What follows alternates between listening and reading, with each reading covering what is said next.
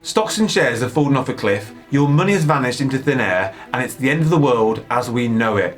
Or is it? We are, of course, talking about crashing stock markets around the world due to coronavirus. If you don't know what we're talking about, then it's perhaps best to crawl back under that rock you came from, as it's bound to be a lot safer under there than it is out here. For most people, these are terrifying times. Although we don't want to downplay the severity of this global health scare, we will of course be focusing on the financial consequences and the pain it's causing to your wealth. Nobody will pass through this tragedy unscathed, but your actions right now will define your wealth for years to come, so it's imperative you get this right. We're seeing a lot of dangerous advice out there, and these are the times that all the negative naysayers come out of the woodwork to spread fear and terror, which perpetuates the issue at hand and makes you doubt yourself. We're always optimistic about the global economy's long-term prospects, but in times like this, we're always finding ourselves being criticised for our unquestioning faith. No doubt many of you have witnessed or been on the end of some of this naysayer negativity, where they try and destroy what little hope you have. So, in the midst of all this doom and gloom, what should you be doing to survive this stock market apocalypse? Maybe Sean's plan to go to the Winchester, have a nice cold pint,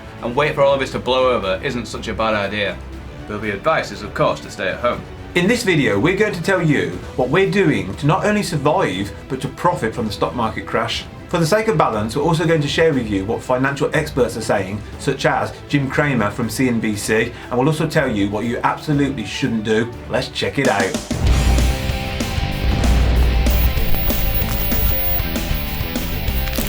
Welcome to Unshackled.com, the investing channel and website that sets you and your finances free. This is Andy, I'm Ben, and if you like what we have to say, please hit the like button and click subscribe. You may not be able to control the stock market's volatility, but you can control what fees you pay when you invest. Free Trade allows you to invest for free and is currently giving away a free stock worth up to £200 when you sign up via our exclusive link. You'll find this link on the Unshackled.com offers page, along with many other offers. We'll put the link to this offers page in the description below, so be sure to check that out. Now let's get into the video.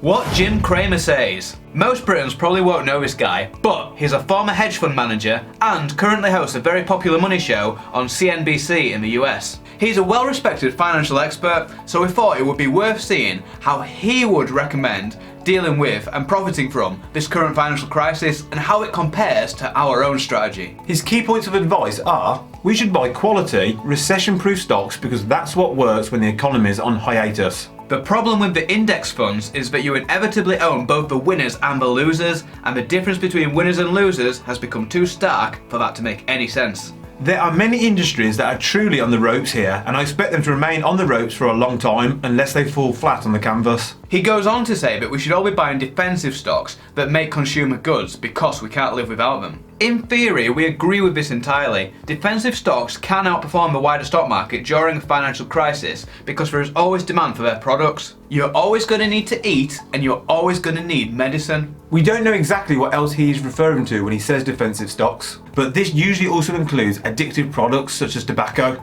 because their consumers literally cannot go without them. Utility companies are another set of defensive stocks which can be great to help you weather a storm because we are always going to use water and energy. His advice here is nothing unusual, and these sort of companies will always be worth considering as part of any portfolio, but our concerns with his points are as follows. Number 1.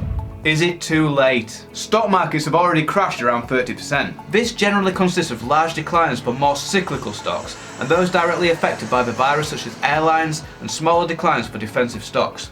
Unless you think that stock prices are going to plummet more, then you could potentially be moving your money out of stocks that have already fallen to their lowest point. At some point, stocks will rally, and it's less likely to be the defensive stocks that surge. Having said this, it has taken on average 648 days for the past 10 bear markets to recover to their previous highs. While 648 days sounds like a painfully long time, this is only a problem if you invest nothing else and are just waiting for your original money to return. We invest during the crash too, so we benefit from the low prices. Number 2. Index funds beat most investors. For those of you that have exceptional stock picking abilities and awesome timing, then yes, picking individual stocks would be the best strategy. However, the majority of investors, including us, do not have the skills to do this.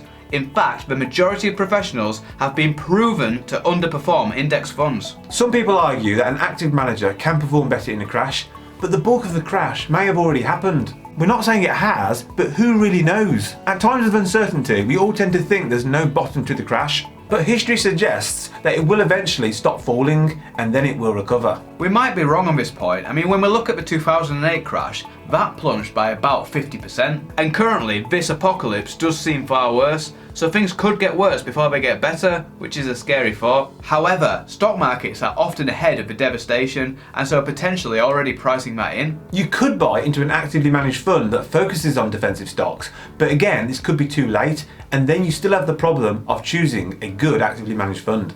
Choosing a good fund can just be as difficult as selecting your own stocks. Track record means nothing. Check out Neil Woodford's track record for proof of this. What we're doing. We're long-term investors, we never plan on selling and instead plan to live on the income that our investments produce. When we buy low, we're getting a higher volume of shares and therefore more income. Although we have made paper losses of tens of thousands of pounds in recent weeks, they are only losses on paper. Stock markets tend to overreact to bad news. We believe that this is one of the greatest buying opportunities in over a decade. Great companies have fallen by unbelievable amounts recently. Are these companies really only worth half of what they were a few weeks ago?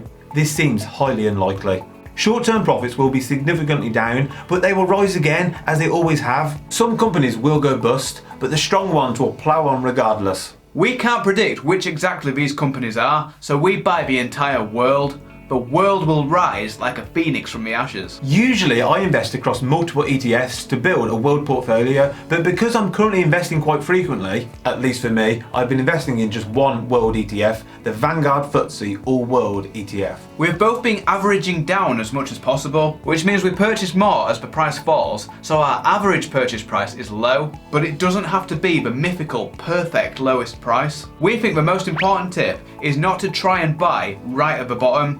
If you do try this, you will likely miss it and very likely regret it. We believe it is better to buy when it is 30% down than not to invest at all. It may go down further, but in 10 years time, you won't really care. All that will matter is that you bought when it was low. Because the stock market had been so high now for so long, I had been building up my cash reserves. I had continued to invest monthly, but kept some back for times like this, and I'm so glad I did. The stock market has a history of frequent crashes, so it's always good to have some money at hand.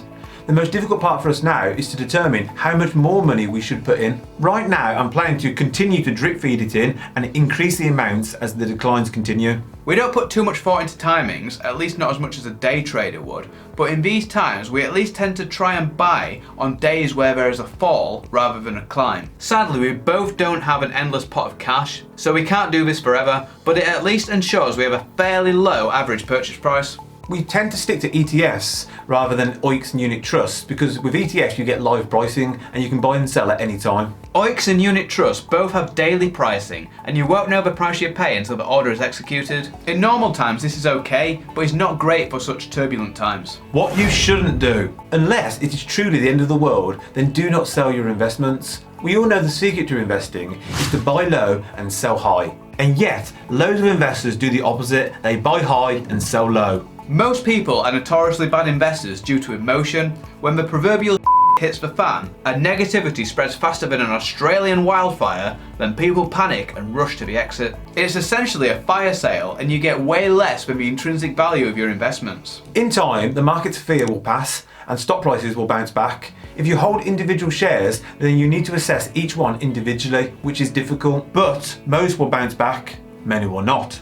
That's why we say stick to index funds and ETFs. Our second tip is not to be reactive. At time of filming, people have been rushing to gold as a safe haven from the stock market, which has caused the price of gold to rise, but has since returned back to its previous levels. Those that were reacting would have sold their stock after a large crash and then bought gold after it had already risen. They have since seen the value of their gold fall in price as well, a double whammy.